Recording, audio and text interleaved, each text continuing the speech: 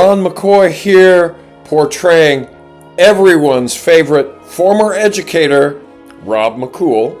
He's fictional, so are all of the characters in this presentation. You may recall that Rob is moving on into his life of retirement, and he is also continuing to encounter vestiges from his past,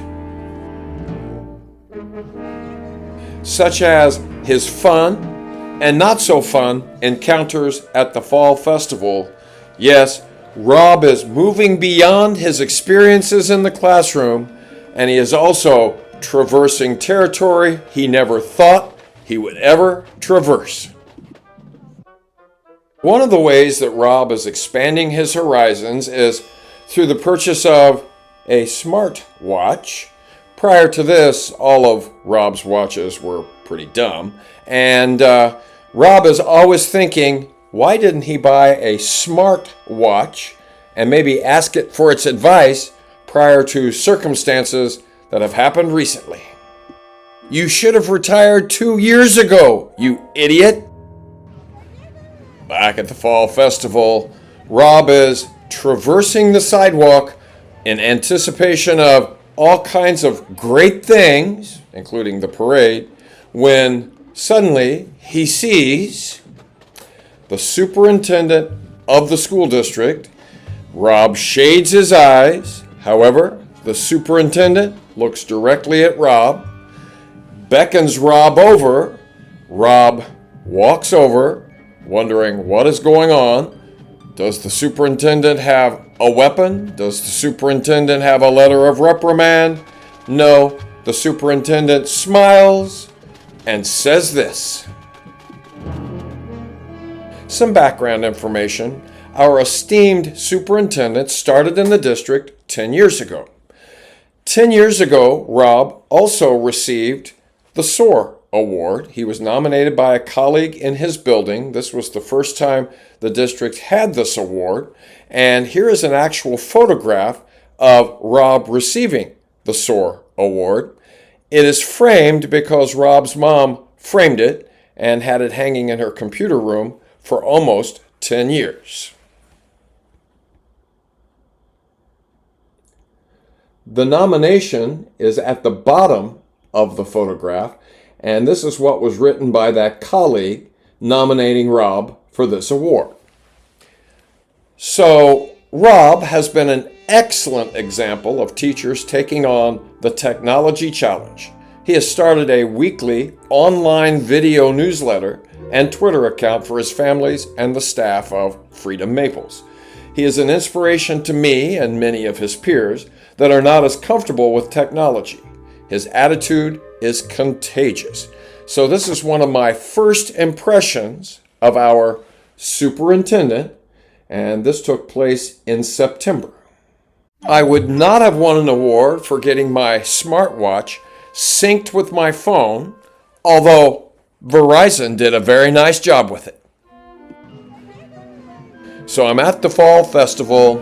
The superintendent of the district hearkens to me, calls me over, shakes my hand, and I'm saying things like, oh, I hope you don't have weapons and that kind of thing, which he poo-poos and invites me to come in for a visit with him sometime to talk things over.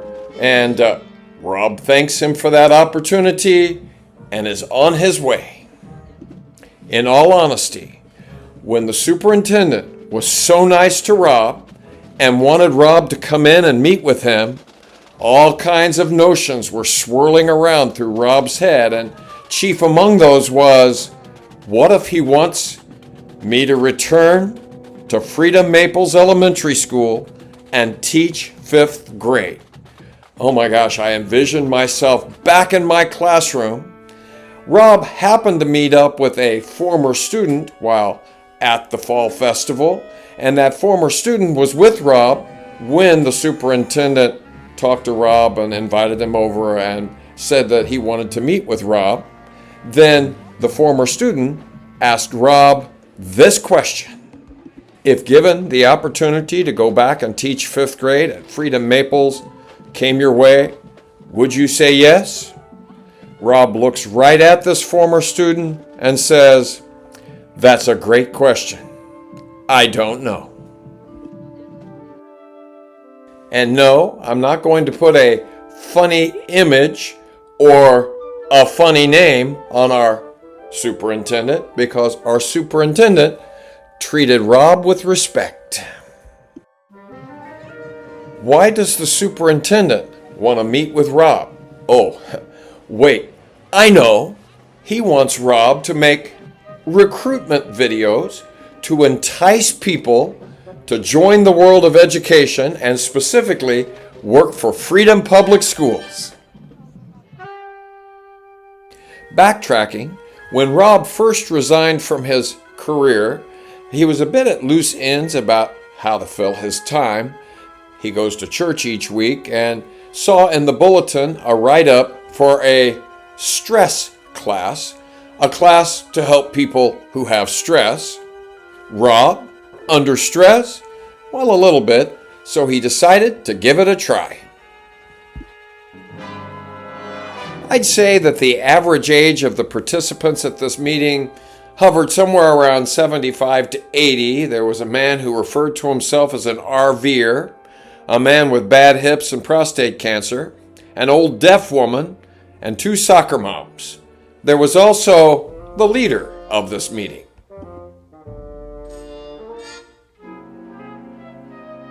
Finding his videos to project on the TV proved a struggle. To him, YouTube was a newfangled contraption. Rob now knows why that was called a stress class, because if he wasn't stressed before, he was stressed at that point. He was also stressed when he received that letter from the district talking about his videos. You may recall that Rob received a letter from the district. It talked about the impact that Rob's videos are having on the school district's community, and specifically it mentions, "We know that you would not intend to harm anybody through your actions, specifically students. Thus, we ask that you consider the impact of your videos on your former students, particularly your most recent students." And as the result of receiving that letter, Rob decided that it might be a great idea to solicit legal advice.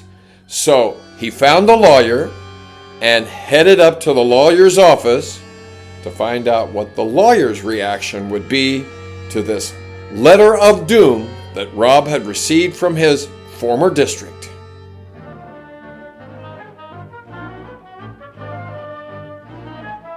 Attired in a suit, of course, Rob headed up the steps and into the front door. He was then escorted into a conference room where the lawyer asked for Rob's story.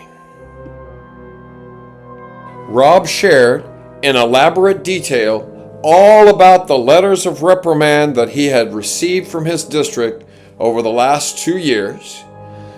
Then he also shared the most recent letter that arrived in the mail from his district with the lawyer.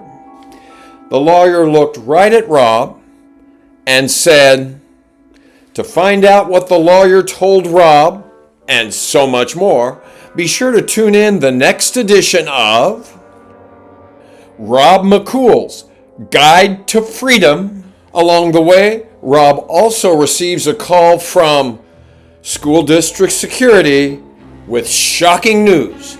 To find out all about that, be sure to join Rob in the next thrilling edition.